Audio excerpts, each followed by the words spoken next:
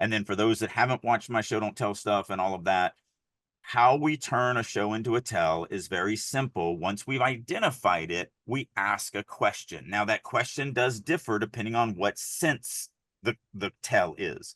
In this case, it's a visual sense because we're seeing the puddle grow. So the question would be, what does it look like when a red puddle of blood grows bigger? Whatever the answer is, and there's a million ways to answer that question, whatever the answer is, like you wrote, the red puddle crept out from behind his back. Now you're showing me the red puddle growing as opposed to telling me the red puddle is growing. So think about that when you look at your sentences. If you can replace that verb with an equal sign and the sentence still makes sense, you're telling.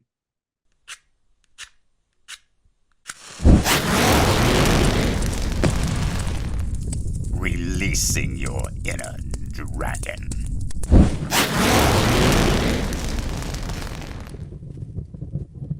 So, Drake, today we have another document another sacrificial lamb who has volunteered their work to be critiqued for us to tear apart and give a lesson on.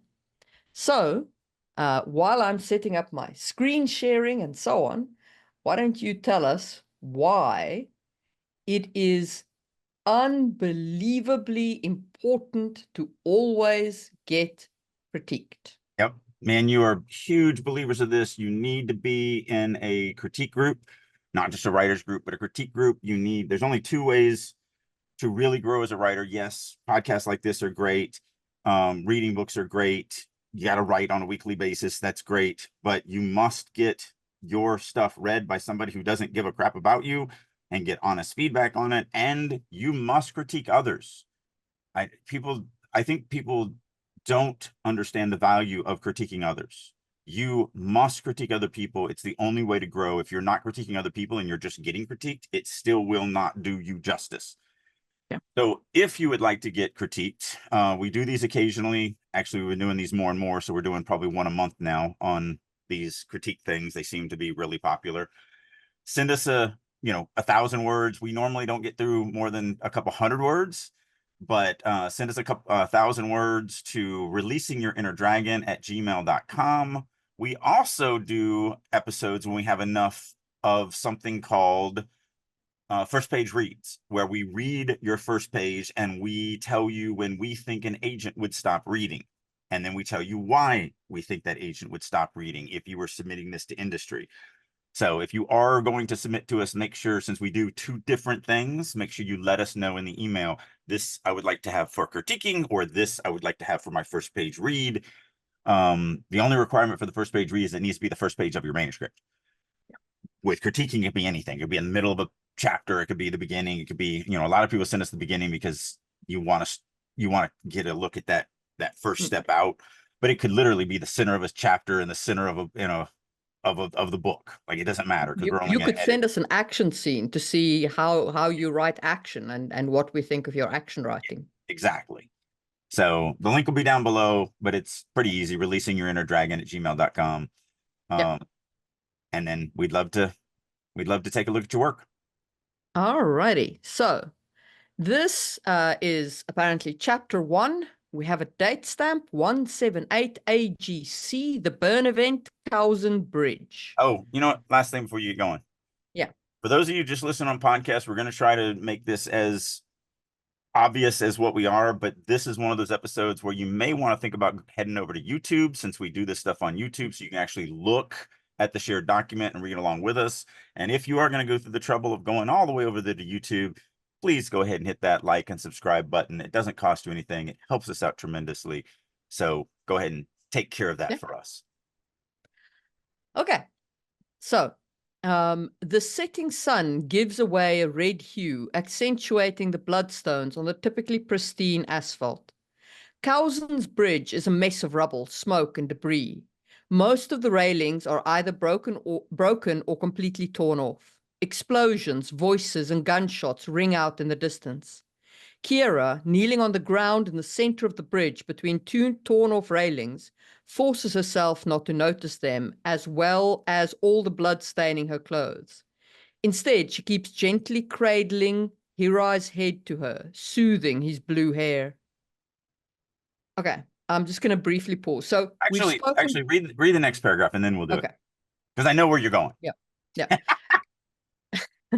Come on, shitface, Kirara says, her voice shaking slightly from the physical strain put on her body as she tries to maintain the projection, keeping them read. Hang in there. All right, Okay. now go. Okay, so we have spoken previously about present tense, so I don't want us to go there. Like, we know that neither of us likes present tense writing. If you like present tense writing, that is 100% fine.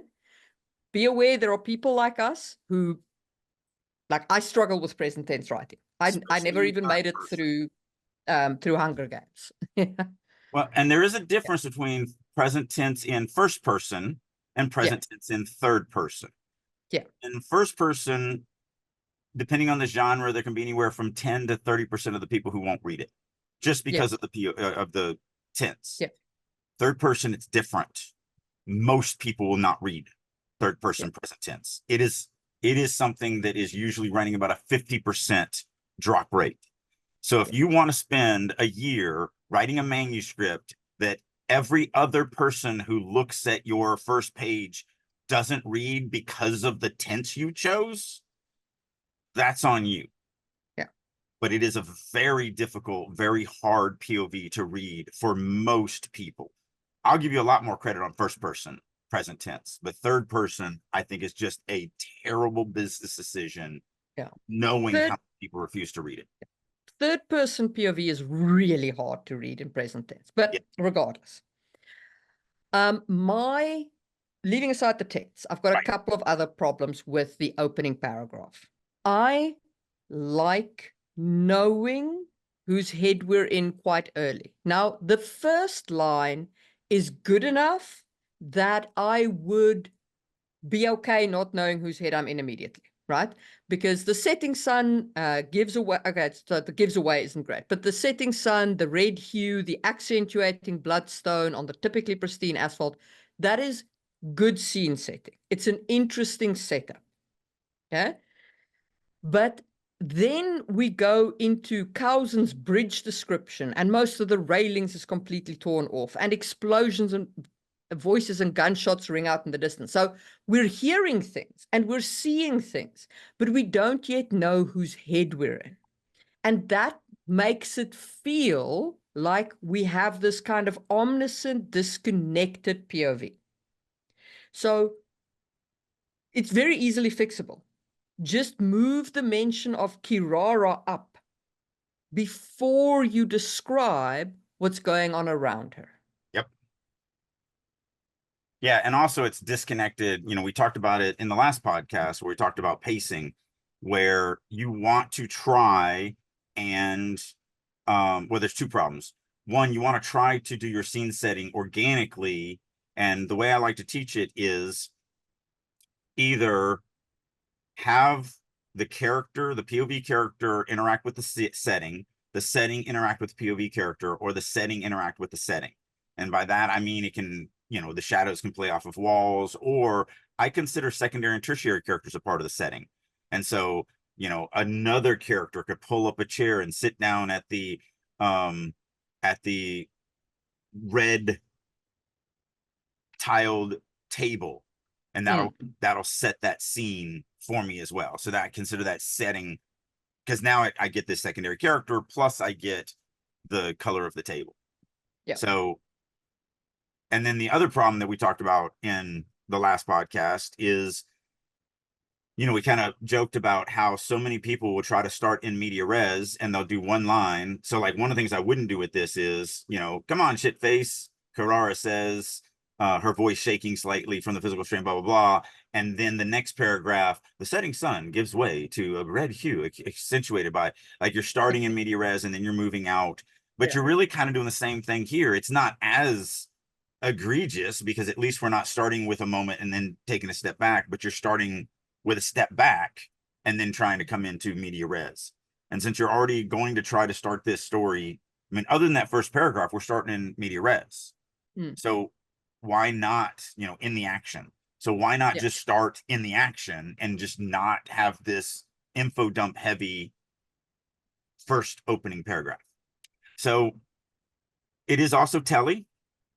Yeah. Telly is a hard thing to wrap your mind around versus, show versus tell. If you go to writersroom.us, you can actually watch my show don't tell class for free on the homepage of the Writers Room website. So writersroom.us, it's right there. You can literally watch the entire class for free. I highly recommend everybody does that. It's one of my most popular classes on how to be a showy writer versus a telly writer. But one of the things that I talk about a lot of times on the showing versus, because there's so many aspects of it, but like here's a great example. Her voice shaking slightly. So ly adverbs, first of all, I'm not a person who's like, you can't use ly adverbs. I use ly adverbs all the time. One a page, one every other page, sometimes two a page. I mean, I have a couple instances where I might actually use two in a paragraph. But there are a couple ways that I try to teach people to not use them at all. And this is one of them. So one of the ways you should avoid using ly adverbs is because you chose the wrong verb. You chose the wrong verb, and so you're using an ly adverb to make up for it. Because if we just wrote her voice shaking from the physical strain, that doesn't paint the right picture because it's not shaking, it's only slightly shaking. So we're adding this crappy ly telly adverb to the verb shaking because we chose the wrong verb. But, we could use trembling, shuddering, quivering, vibrating, fluttering. I mean, there's a million other verbs that we could use that actually paint the picture that we're trying to paint without using a crappy telly ly adverb because we've chosen the wrong verb. So that's one of the big ways that I try to convince people to stop using, that. Now, there's another adverb in the paragraph above it. Bloodstains on the typically pristine asphalt. Now, I could get rid of that, but it would take rewriting the sentence. This isn't an adverb that pristine is the wrong verb. Really it's an adjective, but it isn't the wrong one. So I actually think that typically is fine there. right, that's Because what I'm saying. it immediately communicates to the reader that this is different. And That's what that's I'm all saying. you wanted to do. Right, exactly. So that's where I was pointing out. This is an adverb that I may actually use. Now, I also may rewrite that sentence in a way that does the same thing, but that would take a complete rewrite. So we're not talking about like this, the first example that I used, which is just you use an ly adverb to overcompensate for a verb that's the wrong verb. So the typically up there is like, that's something I might do. I might write bloodstains on the typically pristine asphalt because you're not overcompensating because you chose poorly. You're actually painting a dichotomy between how it should look and how it looks now. So I just want to point out the difference since they're both right there of why I see these ly adverbs as different. Yeah.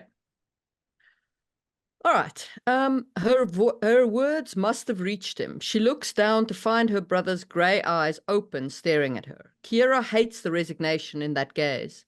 The almost bleak acceptance, like he's become used to this, to everything going wrong. Kira supposes, in many ways, that Hirai has. Then Hirai tries to speak, but he coughs instead. The movement shakes his body and causes the gash on the right side of his face and chest to bleed even more. Okay, so this paragraph is loaded with filtering, and there's a couple of tells, but the filtering is what really, I really noticed here. Well, there's one other thing too, but go ahead. So she looks down is filtering. Yep. Okay. What we mean by filtering is you're using sentence structure. Filtering has to do with sentence structure. So if we look at this sentence and we diagram it, yes, I know that's a horrible word, but you're a professional writer and you must be able to diagram every sentence that you write. So if we diagram this sentence, she looks down to find her brother's gray eyes open, staring at her. The subject is she. The action is looks. So the reader is going to paint the number one thing in their imagination is she looking. But is that the part of the sentence that the reader actually should be focusing on? Absolutely not. So why are you forcing the reader to look at her as she's looking at something? So that's what filtering means. So we would rearrange this. So like her words must have reached him. Her brother's eyes, her brother's gray eyes were open, staring at her. Like we don't need she looks, because we already know that if we've set the reader, if we're writing in a limited POV, which is what this is attempting to do, then everything that is seen, heard, smelt, felt, experienced is all done from Kirara's point of view. So we don't need to say she looked at this and she smelled this and she saw this and she watched this, because everything that's described, she looked and saw and all of that. So we don't need that. Yeah. And Kiara supposes in many ways that Hirai has. Again, this is filtering. It's filtering because Kiara is supposing, but there is only one person who can suppose. There is only one person who can think. There is only one person whose internal thoughts we get, and it is Kirara's. You don't And need listen how that. much stronger the sentence is with a like he's becoming used to it, to everything going wrong. And in many ways he had or has. Yeah. Yeah. I can't write in present tense. In many ways, Hirai has. Yeah. It's a definitive. It's a this is the way it is. And so It strengthens the sentence to remove the filtering. yep. There's another problem here, and it's the same problem you had in the opening paragraph. I always hate it when people bury common information that the reader or that the POV knows. The POV knows that the body she's holding, the them, she knows it's her brother, Hirai. Hirar, yeah. Why are we burying that? Why do we have them first and then her brother next and then his name? She knows what his name is. She knows where he's at. You're not improving the story by hiding that information from the reader. Oh, do you mean the author should have put the brother's Oh, relationship up there there? it is, isn't it? Okay, sorry. Didn't see it. She keeps gently cradling Hirar's head Yep. to her, soothing his blue hair. Sorry. You're right. My bad. I missed it. No problem. No problem. So what I would recommend then, instead of the them, when you set it Where's where do you see the them? up, you don't have line numbers, but it's the little paragraph right before the keeping them ride, whatever that means. Oh, I think this is them as in the two of them. Right. No, it is 100%. Yeah.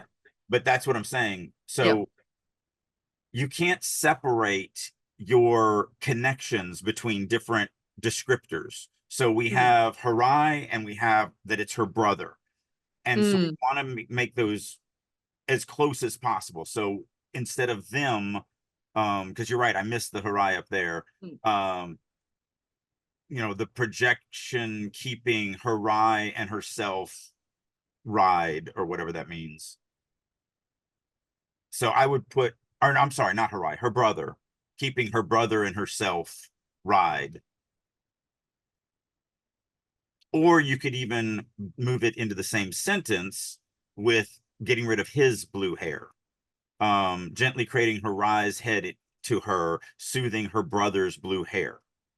However you want to do it. It's just about connecting them closer so that the reader can make that connection of, oh, Harai is also her brother. So either of those two spots are close enough. I mean, obviously his blue hair is in the same sentence. You're not going to get closer than that. But you do need to make these connections for the reader, and you need to do them a couple times so that they really know that when you say her brother, you're talking about Harai. Yeah. But putting it down now, I missed the first one because we were talking about all sorts of things. No problem. Really, I think the reason why I miss it up there is because my mind is still melting over trying to read third person present tense. So I'm gonna miss a lot of details because of that, because my brain is just screaming real So quick. I'll be honest, I also don't like this first sentence here. Her words must have reached him. Yeah, it's Like, very wishy-washy. We talk about that all the time too. hmm? We talk about wishy-washy words all the time too. Yeah, it doesn't feel like a sentence that adds very much. It basically is giving a reason for why her brother's gray eyes were open. But I mean, she's just said the words. You don't need to say that her words must have reached them. We can see that her words must have reached them by the fact that his gray eyes opened. Right. We can You know, also be a little bit more active, and yeah, her brother's her, gray eyes fluttered open. yeah, fluttered open. We can actually see them open as opposed to them just Yeah. being open. Because then, like, it's very clear that her words reached him, and you can completely eliminate this very weak sentence right here. But words like must have, almost, began, sort of, Yeah. almost every single time, 99% of the times when you cut those words, you actually strengthen the sentence. So look at the third line down in that paragraph, the almost bleak acceptance. Yeah. So we've got Kirara hates the resignation in that gaze, the bleak acceptance, like he's become used to this. Like, it's so much stronger to just get rid of almost all of your wishy-washy words. When you cut them and reread them, you'll go, Almost all of your wishy-washy right, words. almost. Because there's a couple occasions where that's why I never like to say always. But you're No, I right. know. I threw I almost know. in there on purpose. But I mean, now read it. It's so much stronger with the bleak acceptance. Like he The became, thing about almost, and I know why people are doing it. They're like, well, it's not fully that. So I just want to leave a little gap. No, yeah, sit on the pot or get off. yeah. Like, We write drama. We yeah. write drama. We write drama. What do we want? Drama. When do we want it? All the time. Yes. So yeah, and like I said, when you start cutting these and rereading them yourself, you will notice I mean, it's and I write wishy-washy words all the time in my first draft. I have to cut them as well because that's the way we talk, that's the way we Yeah. think, and it's exactly like what you were saying. It's that well, they're not really bleak acceptance. Doesn't matter. Still stronger, still better, still paints a better picture, more drama, more everything. Um, so Yeah. yeah, all that. So the first part of that, her words must have reached him, almost, all of this wishy-washy stuff. When you start cutting it, you start realizing how much stronger your visuals become. So now tries is also something that people often say, like, cut. But in this case, I would say leave the tries, because the tries is relevant to the he coughs instead. You Right. could rewrite the sentence to eliminate it, to put an Yeah. interrupt kind of there, but it actually works. The tries there is fine. Yeah. It could be, here opened his mouth to speak, Mm. but only a cough came out or whatever. Yeah. So there's obviously other ways to do it. There Now, are other ways to do it, but the tries works here. It doesn't weaken the right, sentence. right, 100%. Yeah. But the thing that I do hate about that sentence is the word then. Yes. Stage You direction. you never need then. I will die on this hill. I mean, again, I won't say never, but most 99% of the time, stage direction is silly. Then Yeah. this happened, and then that happened. And it's like, of course it happened next. I'm reading it in order. It's literally the next sentence. It can't happen in my mind before the thing before it because I didn't read it yet. I don't even know it's there. So, The reason why so many people put in then is because they're like, it indicates a delay between this action and that action.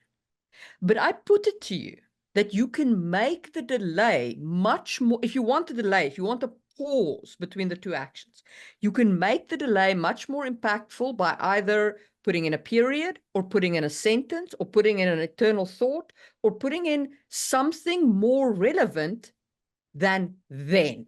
Literally everything you just said is already here. So Yes. we look down at his eyes, Yeah. and then we go into this esoteric thought of how much he hates what the look in his eyes and Yeah. how he's just accepting this stuff like he's used to it. Everything's going wrong, blah blah blah. Like there's your pause. Yeah. You don't need the then. You don't need it at all in this paragraph. Just cut it. Yeah. So And just again, to read it how just we would edit. Bear in mind we've done very minimal editing here. We've literally just removed the filterings, yeah, basically. Okay. So how we would read it would be, come on, shitface, Kirara says, her voice trembling from the physical strain put on her body as she tries to maintain the projection, keeping them hang in there. Her brother's grey eyes fluttered open, staring at her. Kirara hates the resignation in that gaze, the bleak acceptance, like he's become used to this, to everything going wrong. In many ways, Hirai has. Hirai tries to speak, but he coughs instead. The movement shakes his body. Okay, and now I'm just going to pause it. So it reads much stronger, and we've made minimal edits. This is not extensive edits. yeah, we're These, mostly cutting. We're not even yeah, really. I mean, yeah, we changed. we changed that the first sentence in the paragraph and so on, but I mean we haven't changed substantial things. Yeah, no. Um, and this doesn't get rid of all of the tellingness or anything like that, Yeah, but just this little bit, just doing these few things strengthen the paragraph just noticeably. yeah. Now, the last sentence, I am not crazy about causes the gash. Causes is like was, it's a weak verb. Right. Well, in this Um, one, I also don't like the movement shakes yeah. it like it's so much stronger. It's like but coughs instead. His body shook. Hmm. The gash in the right side of his face bleeding even more. Like again, it's about that direct motion, the direct cause and effect, the direct action, as opposed to um this wishy-washy, the movement shook his body and that caused this other thing to happen, because that's the same thing as doing then this happened and next that happened and then the next thing that happened is this, as opposed to just, man, give it to me. His Yeah. body, So I we can just, even get it if we really like. Again, there's a lot of rewriting that I could do. So like her brother tried to speak, but his body was racked by a cough instead. yeah, there's a lot you could do to make it stronger, but even just like with minimal effort, okay, with minimal editing, Right. things like the movement shakes his body. The movement is then the thing that's acting. But is it? No, his body is the thing that's shaking. Yeah. Okay. So again, it's a form of filtering in a way, because you're filtering the shaking of his body through the movement as opposed to just having his body shake. And the causes is just, it's just like a weak verb. Just use the stronger verb of it's bleeding. That's the strong verb. And everybody goes into verb, but also remember the subject. So like let's just Mm, take it, and there's nothing wrong with the sentence that you wrote, and I probably would write it that way too. But mm, since we're going down this path to really kind of focus in on this, so the line Marie wrote in replace of it was his body shook, comma, the gash on the side of his face and chest bleeding even more. But if we actually wanted to think about writing this in a different way, right now the subject of the second part of that would be the gash. We could actually have blood if we wanted to. So his body shook, blood gushing from the side of his face and chest. Like mm. if we wanted to, there's so many. And again, it's just different ways of thinking about the same thing. Where do you want the reader focused on? What do you want impacting the reader the most? As a writer, how you control the pacing of the story, with the focus of the story, the impact of, what in a sentence is going to impact the reader more than the rest of it, is always based off of the word choice that you choose to do. Yeah. That's where it comes from. So if I want the gash to be the thing that I want the readers to focus on more than the blood coming out of the gash, I can write it the way it was written originally. But if I want to be a little bit more gory and put a little bit more emphasis on the fact that he's dying, I can bring the blood up front, because blood gushing from the gash is more violent. It's more, and again, it's the tone, it's the image that I want to paint. It's the all of this stuff matters. Every sentence matters. Every word matters. It is that important, in my opinion. And I really want to emphasize this. If you take one thing away from both academics and this podcast, do not use to be verbs. Don't use these ancillary weak verbs, to be, caused. Like, these things are weak. Yeah. Okay. And yes, there are times when absolutely they're the right thing and you might use it. But especially when you're starting your journey, try to kill every single one of them, even if it's just as an exercise. Try and write completely without them so that you can get used to writing stronger verbs. Yeah. And then the only thing, like I said, everyone focuses on verbs, and I focus on verbs as well. But Yeah. I think a lot of people don't press the importance of the subject. Yes. The subject of your sentence is the focal point of the sentence. It's what is going to be the first thing painted inside of your reader's mind. And so make sure that the subject you're choosing in your sentences is the focal point of this moment, because that's what every sentence is. Every sentence is a moment of this movie that we're painting on the reader's imagination. So strong verbs, like we talked about, shaking slightly versus quivered or shuddered or whatever. Make sure those verbs are popping and exactly saying what you want them to say, but also the subject needs to be focused on correctly. Okay. Kirara forces her lips to curve upwards, hiding her tension as she chuckles. Now's not the right time to try and come up with a smart-ass reply, kid.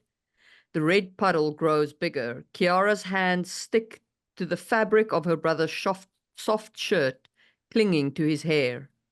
A few hair pulled loose is going to be the least of his problems, Kiara thinks, hysterical laughter building inside her chest at the thought. She tears a piece of her pants with ease and presses it to Hirara's neck in order to prevent too much bleeding. Okay, couple of things. Let me start with the most egregious. You absolutely do not need the Kirara thinks. Yeah? Not only is it already in italics and clearly internal monologue, but you also follow that up with hysterical laughter building inside her chest at the thought, which also indicates that it's internal thought. You do not need the Kiara thinks, it's just wasted words. Yeah, let me expand upon that. So this is a thought tag, but in my opinion, it works the same for a speech tag. So it could be, let's say she says, it's in dialogue, a few hairs pulled loose is going to be the least of your problems, end quote. Okay, so she said it out loud. And then it says, Kiara says, hysterical laughter building over her statement or whatever. One of the things that I try to press on my members of my writer's room is, when you're dealing with a speech tag, this is a thought tag, but still it's a speech tag. A speech tag's only job is to let the reader know who said the piece of dialogue, in this case, an inner monologue, but still that's a piece of inner dialogue. They are always tells, because they're telling the reader who said it. If the speech tag includes any other piece of information, then that piece of information is going to let the reader know who said it. So in other words, if we cut out Kirara thinks and we just wrote, the inner monologue and then hysterical laughter built, and again, I do it in past tense because I can't do present tense, built inside Kirara's chest at the thought. Using paragraph structure, now it's called an action tag. I do not like that word. I'm really changing it to paragraph structure. So if if I use paragraph structure, meaning everything in this paragraph is one character's moment of dialogue and actions, then the reader is going to know that Carrara was the one who thought it, because right after that, in the same paragraph, we get hysterical laughter building inside of Carrara's chest. So we know that Carrara thought this because we then get an action of Carrara. Yeah. However, yeah, there's another problem with it. You really want to not double dip on your pronouns in the same paragraph if they're not needed. If there's no chance of somebody being confused of who's doing what in a paragraph, the first word of this paragraph is Carrara. That means that I'm going to assume everything in this paragraph is Carrara. I don't need halfway through the paragraph to have Carrara's name again. It just doesn't need to be there because we've already set that up. yeah. One of the members of the writer's room this week brought in a piece, and it was one girl by herself for a couple pages, just piddling around a camp and eating breakfast and all this other stuff. Almost every single paragraph had the girl's name as the first word of the paragraph. And I'm like, my guy, there's only one character here. We know there's only one character here. We don't need to keep hearing this girl's name every 3 sentences. I know grammatically and academically, it's like, no, it's a new paragraph. Got to put the character's name in it. But they're alone. We're good. You can use she and her and she and her and she and her and she. And then every once in a while, it feels right to throw in her name again, maybe halfway down the page or whatever. And when you have a guy and a girl, you've got a he and a she pronoun. You can absolutely have he and she for quite a while without their names. You don't need to keep repeating names either. So, the no one's going to get confused. right. The grammatical rule is a pronoun always points back to the last proper noun. Yeah. But again, we are creative writers, creative being the first word of what we do. We are not grammatical writers. And so if Jack and Jill are having a discussion and they're the only 2 people in the scene, if I do, he then looked at her and gave her a side eye and she giggled.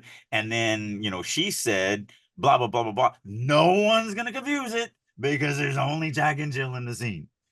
So you don't have to be as rigid. Now, if it's Jane and Jill, then you can't do she and she and she and she because Yep. you're going to lose the because reader. then you're going to confuse the reader. They're not going to know who the she is pointing at. Yep. And that's what you want to avoid.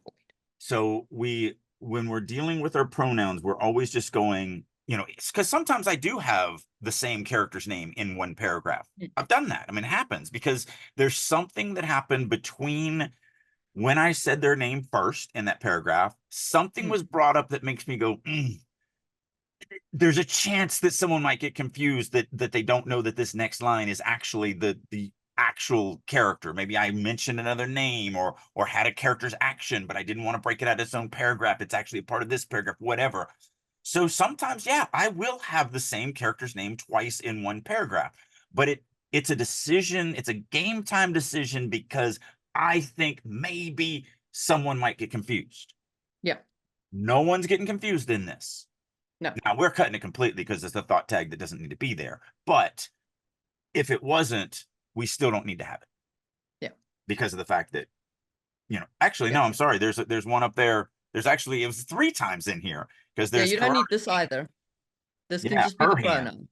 Yeah. I didn't even notice that when I was looking at that.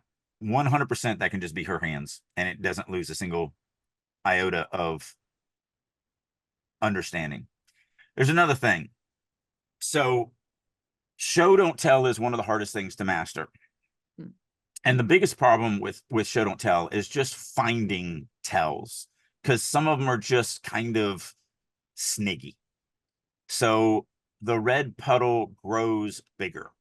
One of the things that I try to teach people, a way to identify tells, is can you change the verb into an equal sign and it works as a math equation? If so, you're telling. So the red puddle equals bigger. That works. Therefore, we're just telling them that the red puddle is growing. We're not showing them that it's growing. We're telling them that it's growing. So that's just one little trick you can use to help you identify tells. And then for those that haven't watched my show Don't Tell stuff and all of that, how we turn a show into a tell is very simple. Once we've identified it, we ask a question. Now, that question does differ depending on what sense the tell is. In this case, it's a visual sense because we're seeing the puddle grow. So the question would be, what does it look like when a red puddle of blood grows bigger? Whatever the answer is, and there's a million ways to answer that question, whatever the answer is, like you wrote, the red puddle crept out from behind his back. Now you're showing me the red puddle growing as opposed to telling me the red puddle is growing. So think about that when you look at your sentences. If you can replace that verb with an equal sign and the sentence still makes sense, you're telling. So like, look at this one. The red puddle equals out from his back. That doesn't make no sense. Yeah.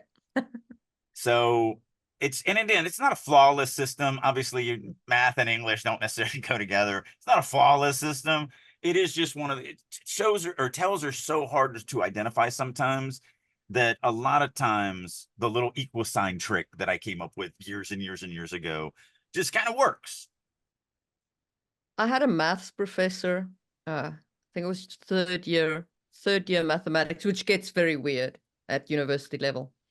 Gets very theoretical. I had a math professor that used to say, mathematics is just philosophy with rigorous proof.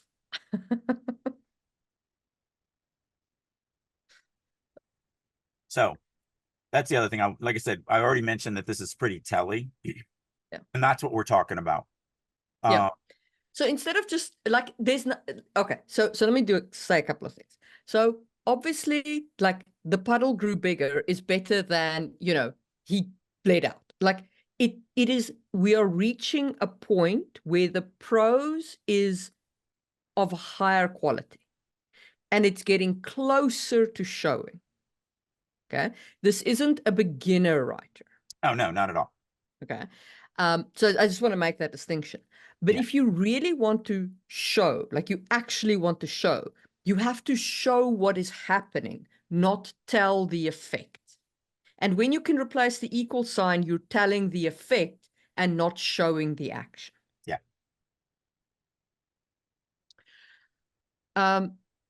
In fact, Kira forces her lips to curve upwards while it's fine. And I have written sentences like this. It could also be rewritten to be a show because this is a tell at the moment. And sometimes you do just want to tell that. Sometimes you do just want to say, like, I forced myself to do blah because you want to get to that, communicate that to the reader. So, but you can also say, Kira's lips shook as she made them smile, or something equivalent to that. well, so this I would actually go the other direction. I actually think it has too much showing in it because it takes away from. So one of the things that I try to teach my students when they're looking at sentences and they're looking at editing sentences is don't try and edit what is written. Ask yourself, what is the sentence delivering? And then ask the question, are there other ways to do that? So if we look at this sentence, Kara forces her lips to curve upwards, hiding the tension she. What are we delivering to the audience? That Kara or Carrara is actually fake smiling. She doesn't internally feel what she's projecting externally. Now, if I ask the question, how many ways can you write a sentence that shows that Carrara is, smiling on the outside, but not feeling on the inside? At that point, instead of looking at the line and going, oh, I need to rewrite this, and oh, how am I going to do that? What word am I going to change? You now go, oh, wow, I can come up with 20 different ways to do that. But that's not the point that I was going at. The point that I'm going at is knowing what I'm trying to convey. knowing that I'm trying to convey that I'm doing a facade of strength, but internally I'm not. Her lips curving upwards to me is going to take too much focus away from that. So, Mm. like with this, I'd actually go the other direction and go, Kira forces a smile. So I might actually even switch it around and go like Kira hid her tension with a forced smile. Right, right. Well, hid her tension to me. I mean, that's gets into that telliness again. Uh, Sure. Something like tamping down the terror creeping up her throat. Carrara forced a smile. If you give me a little bit more showiness of the emotion, and then I connect to it better. And you're right, both of us are going to move that to the front because her That's the forcing a cool part. smile, Yeah. huh? That's the cool part. Right, her That's forcing the the terror she's smile feeling. Yeah. is the external side. The internal emotion is what the reader is going to connect to. So we're always going to shift that, the tension and the terror and the or maybe it's grief, like she knows her brothers are going to die, there's nothing she can do, whatever. I'm going to move that, you're going to move that to the front of the sentence, make that the subject, and then allow the forcing the smile to convey to the reader that she's putting up a brave face. Mm. But that's ancillary. It's not that important that she's putting up a brave face. The important part is internally, she's just being ripped apart. If Yeah. if I don't see, that's the other thing is when you don't write it that way. Like right now, at this point in the story, I have no idea if Carrara thinks her brother is going to live or die. Yeah. And so, again, we write drama. We write drama. So even if her brother's going to live, even if I, the writer, know the writer going to live, doesn't mean Carrara knows that. So I Yeah. might write something like, terror forced up, clawed its way up her throat, knowing that this would be the last word she ever said to her brother. She forced a smile, whatever. I'm going to bring that drama up because that's it. I mean, I'm going to let the reader go, oh crap, brother's dead. And that way, Mm. when the brother doesn't die, it's going to be like, oh, okay, cool, yay. Yeah. Yeah. Um, or maybe the brother dies, and then you still have that drama. So yeah, but as of right now, I could not Then, tell you how Kara, yeah. what Kara actually thinks is going to happen. Then you don't need. Okay, so the sentence is she tears a piece of her pants with ease and presses it to Hirai's neck in order to prevent too much bleeding. That's your There traditional is overwriting. no other reason Yeah, why she would be pressing. yeah, that's just your traditional overwriting. Yeah, that's just overwriting. Like you really don't need this. She tears a piece of her pants with ease and presses it to Hari's back to see if she can wipe the tattoo off of his Yeah, hand, or to see there's, if she there's, can distract him while she steals his wallet. yeah, Like, yeah, there's no other reason why she's doing that. absolutely. You do not need that. It's just overwriting. Yeah. All right. His skin reacts to the contact. Light blue energy emanates from him, resembling out of control electricity, but it appears to be receding. Kirara wants to activate her defenses and swat the energy away from her own, but she can't. Her hands tremble and she almost drops the piece of cloth at the sight. Oh, Almost appear. Hirai is not here. Not really. Hirai can see it in his gaze. Oh, no. All right, cool. Let's pause there and deal with this chapter. No, this paragraph. His skin reacts to the contact is the same as her words must have reached him. The whole sentence is a filter. Like all by itself. It's just a filter. Yeah. It's awesome Um, to tell. yeah. Filters are quite often tells, just Yes. if you're looking for another way to identify them. Yep. Um, light blue energy emanates. What you could do here is you could have his skin rippled, or his skin puckered, or his skin did a jig on, and walked off his body, which I mean that would be interesting. I'm not gonna lie. Um, but Well, anyway, his resem skin did something, right. and then light blue energy emanates from him. But resembling out of control electricity. Again, that's weak. It's Weak. so vague. Like you're trying Yeah. to give me a detail, but but I don't know how to paint that. Yeah. What does that even mean? What does out of control energy look like? And again, that's you just apply the my show don't tell, turn it into a question. What does it look like? Whatever you Yeah. do to describe it, that's going to be the show. But Yeah. so many people do these analogies that this is the thing where we have the head book versus the paper book. In your head, you know exactly what out of control electricity looks like, but no one else does. And no one Yeah. else is going to imagine what you imagine. They're not going to paint the same picture. So that is such a vague statement to tell me, as opposed to, resembling tiny severed baby hands. Like Mm. I know exactly what that means. Like I can visualize it, I can see it. It's horrible, whatever. As opposed to something vague like this, out of control electricity. I don't know what that means. I'll be honest as well. I really don't like the word resembling there. Okay, and I'll Oh tell you no, why. yeah, resembling a pear's. Yeah, but There were it's several weak, but it's issue also it's completely unnecessary. Okay, so light blue energy. What is electricity? It's light blue energy.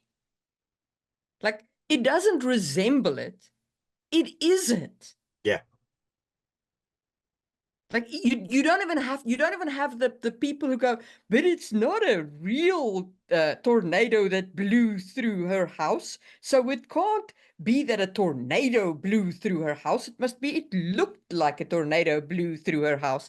Yes, I do have people who comment on that. yep, Yes, I ignore them. yes. Um, but Well, here it literally is. one of the first Literally. fights that I got into early in my learning stage, I was reading at a writer's group and I had written something like fire danced up the edge of the blade. And one of the people were like, Mm. fire doesn't actually dance. It doesn't know how to dance. And I was just like, I will, anything comes out of your mouth now, you are now Charlie Brown teacher. You're just wah, wah, wah, wah, wah, wah, wah. Like, you're an idiot. I'm not listening to you. Um, anyway, so my point is light blue energy is lightning. You don't need any resemble. Yeah. Okay, so what does that look like? Light blue energy emanates from him, arcing flashes all over his body. Yes. You know, something. Tell me what it actually looks like. Show me what it's doing. Then it appears to be receding. A, receding where? And B, why only appears? Why isn't it just receding? Well, also, it just it just now happened. Mm. Like it's literally coming out. How can it wasn't there before? So how can it appear to be receding if this is the wave is coming into the shore? Yeah. You haven't done the You haven't, transition that's yeah, you gonna haven't show crashed on the beach yet. You need to crash on the beach before you can recede. right. Yeah. And So then, we have one sentence that has energy emanating, but it while it's emanating, it appears like it's receding.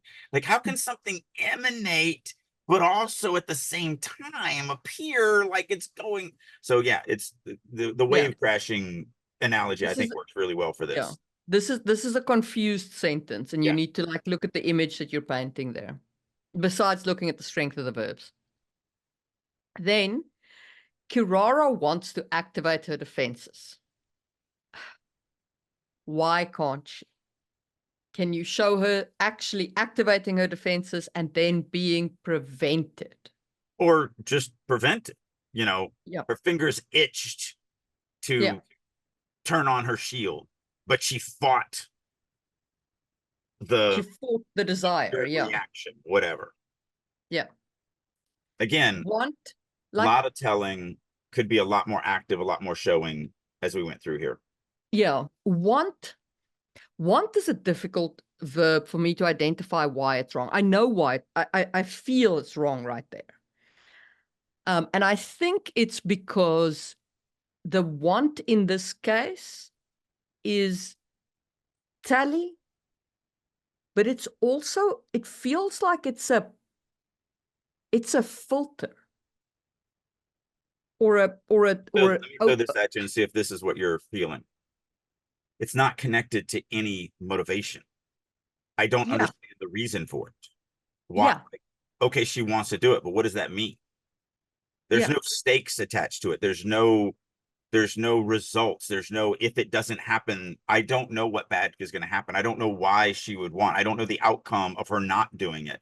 Since none of mm, that has been placed down, the fact that she has a desire to do something, I don't like. If you said Carrara wanted to save her brother's life, okay, mm, we get it. Like, that's yeah, built in. We know we want to save our siblings. We don't want our relatives to die. That's a built in. We understand the motivation behind the desire. yeah. But when we have her brother has lightning coming off of him, but it doesn't seem dangerous to her, and she wants to activate, like, okay, there's no motive. I don't get the stakes. I don't, Yeah. there's nothing to tie me to it. Why can't she? Is it something preventing her? Like, why does she want to? And why can't she? Like, it doesn't feel like a connected sentence. You're right. It feels like a thing that's being told to me, but I have no idea why Right. any of it And I think matters. this has to do, this is another great example of what I call head book versus paper book. In Mm, the writer's head, she knows why, or he knows why. I mean, I don't mm, know if it's a male or female writer.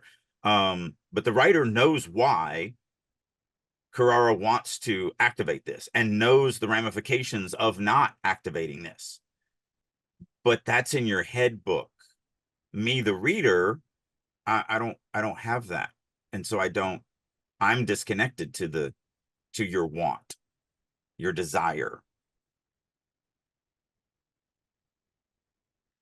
And again, with the almost drops the piece of cloth. I mean, if you wanted to keep hold of the piece of cloth, then say the piece of cloth trembled at the end of her fingers or something Or like that. or it slipped, Yeah, and she scrambled to keep it into place or whatever. Like, yeah, again, almost drops.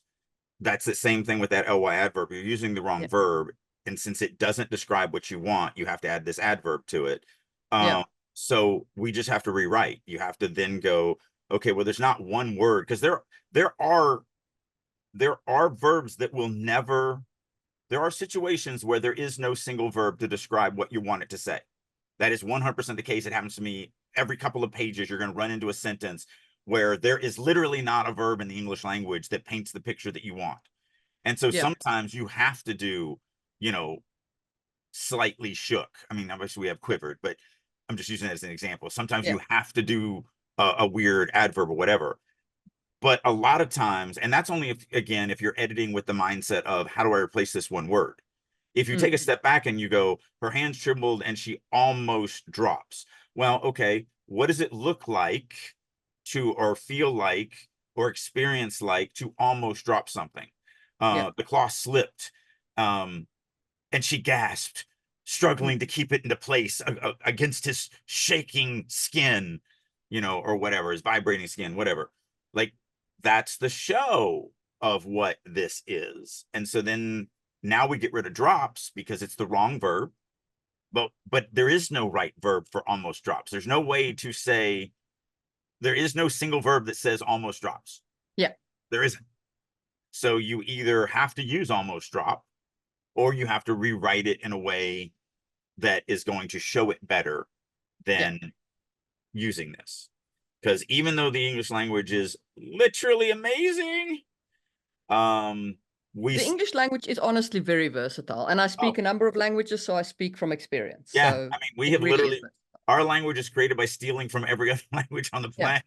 Like, we're just like this scavenger hound, and we just suck it up. But It even it also still, helps that for all of the grammar rules and everything else, they're not really rules. You don't right, have like an academy right, of this is how you speak English. right, Yeah. right. We have, it sounds right to us. Yeah. um, but even with all of our versatility in English, there Mm. are still 100% things that you want to paint that you can't paint with one word in the English Yeah. language. You just can't. And so this is one of those cases. There is no such thing as a word that means almost drops. At least I can't think of anything off the top of my head. I Yeah. mean, correct me if I'm wrong down in the comments. Like, no, you could have used this word or that word. But I don't necessarily know of any. Yeah. I just realized I'm not even looking at the. Okay, good. I wasn't looking at the peanut gallery's chat until just then, but no one's made any comments, so it's fine. By the way, we haven't mentioned that in this podcast. For those of you who want to watch the podcast live as we're doing it, we are now recording it in front of people. However, you must be a member of the writer's room to get access to that. We may end up opening up to YouTube at some point in the future, but the cool thing is it's a part of the free writer's room membership. So if you go to writersroom.us, just sign up for free. You don't get access to the critique pod with me, and you don't get access to Marie's critique pod. You don't get the classes. You don't get all the bells and whistles that come with it. But there's a couple things you get. You get my monthly Q&A, so you can attend that. And one of the things you get for free is you can join us for these recordings of the podcast. Links down below. And then you can actually ask questions while we're in the middle of doing these comments, Yeah. or when I can't figure out what to say and I'm like, that word that means this thing, and you can last podcast somebody saved me with Jason Statham. I couldn't remember his name, and so they were like, this is the actor you're trying to think of. So yeah. Okay. So, yeah, there are just some words that you would have to rewrite the sentence, but again, that's where my trick of stop looking at the sentence you wrote, because there isn't a word to replace the word, and go, okay, what am I trying to say here? Well, I'm trying to say that she's shaking and she's having trouble keeping the piece of cloth to the wound. Okay, great. Can you come up with 10 different ways to write that? Yes. Can you come up with 20 different ways to write that? Yes. So you're not locked into any one thing. All right. Anything else in this paragraph? No. And we're probably at time, huh? Are we? I think we've been. Does it show how long it's been recording for? And I feel like we started at my 11:30 or so. So it's been 45 minutes, Okay. I think. Well, I think that our key takeaway from this piece is your filtering and the strength of your verbs and your subject is so important in writing. You can see that we haven't made huge sweeping changes here. There is, like, sometimes we edit these pieces and we're like, there's no emotion on the page. There Right. is emotion on the page. Okay, Yeah. the emotion is there. There's some interesting world building on here. There's no info dumping here. Okay, so, or at least right what info dumping there is isn't egregious. Right. But there is a craft improvement that can happen here. Yeah. And it would drastically improve the reader's connection to the story. Yeah. And the funny thing about craft is it is actually the easiest part of writing to learn. I think so. Because craft is just learning how to tell the story in a better, stronger way. You can see the edits we made here. They're not huge edits. Mm-mm. They're not sweeping things of like, we don't understand how these paragraphs connect. We don't understand the motivation of the character. Like, everybody wants to save their sibling. That, like, right. There's emotion, there's motivation, there's all of that's there. There's plenty to keep me interested. There was nothing in the story that made me go, oh, I can't. I mean, other than the fact that it's written in present tense, yeah, I would definitely be out. Like, yeah, I'd be out too, but there's enough to keep me interested if this was in past tense, right? I would absolutely be reading to the end of the page, no problem. But if you want to just strengthen your writing and really make it hit hard, then look at these craft examples that we've given you and go fix the talliness and fix the filtering. Mhm. And I promise you, this will read much stronger. And then I'd be remiss if I didn't say, and also change it to past tense. And I think that is a good note on which to end this episode. Bye. Good day to our esteemed listeners. I'm Marie Mullaney, and it has been a pleasure guiding you through the nuances of writing and world building. If our podcast has enriched your authorial journey in any way, please consider liking and subscribing. Sharing our content with your peers is a powerful way to support our mission and ensure we continue to deliver insightful and valuable episodes. Your engagement is greatly appreciated. For a deeper understanding of the topics we've discussed, head over to Just in Time Worlds on YouTube. It is a treasure trove where fantasy meets history and science. Every Tuesday, you'll find new videos that delve into the intricacies of world building, drawing from our rich real-world history. Whether you're a writer, a role player, or just a fantasy enthusiast, Just in Time Worlds offers unique insights that will enrich your perspective. Check it out and join the journey of crafting incredible worlds. If you are ready to take your writing to the next level and work with a group of highly motivated, dedicated writers who are all working to not only improve their writing, but improve your writing, plus you get to work with me on a weekly basis, then I'll encourage you to check out writersroom.us. This is a website that I have created that I really wish I had 30 years ago. It's everything a writer needs to become a better writer. Not only do we do weekly critique sessions, both from other members as well as me, we have daily writing sessions, I do monthly classes, Q&As, we have activities, I do all sorts of learning exercises, such as I do a quarterly writing prompt contest, and just tons and tons and tons of things. So if you're ready to get serious about your writing and you want to actually finish that novel and have a chance of it being published, then I encourage you to head on over to the Writer's Room and join me there. And as a special promotion for listeners of Releasing Your Inner Dragon, I'll go one step more. If you would like to get 50% off for 3 months, reach out to me. There's a million ways you can do that. You can do it through starvingwriterstudio.com, drakeu.com, any of my social medias such as LinkedIn, Instagram, Facebook, X, whatever. Reach out to me, say that you would like to check out the Writer's Room for 50% off, and I will send you a link that will allow you to do just that. So hopefully you're ready to start getting serious about writing, and I'll see you in the Writer's Room.